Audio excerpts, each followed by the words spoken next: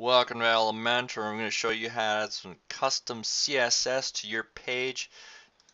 First things we're going to do is going to add an HTML file right here as a block.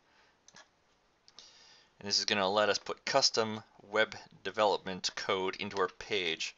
First thing we're going to do is we're going to add that style tag, just like that. Now you can get the name of your thing that you're editing by loading up the inspection tool or using a view source on your browser, and you can see our site header is called literally site-header. So I'm going to go ahead and add a site header class dot site-header. Any code we put into here is going to affect that site header. First thing I do when I'm editing is I like to add a color to my containers. This will let me know how big the container is and where it is on the page. So next thing, I want to move this container up a bit. I'm going to make this invisible eventually, but I don't want a huge gap.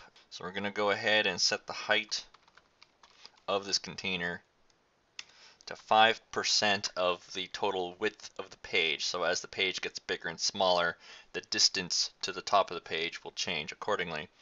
Your screen is called your viewport, so we're setting the viewport width, VW, 5% of the viewport width. So now, open and close this tab, you can see the space is getting bigger as your viewport gets wider and smaller, hence the mobile and tablet displays.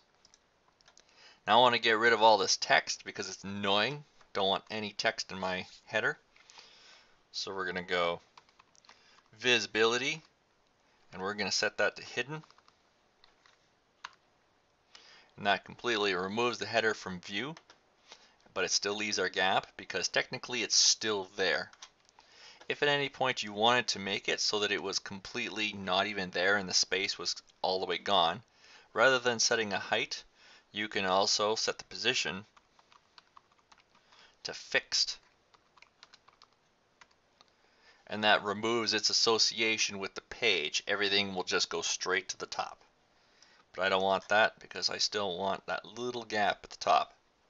And that's it. I've got some custom CSS on my page. Just go ahead and update that. Very simple things.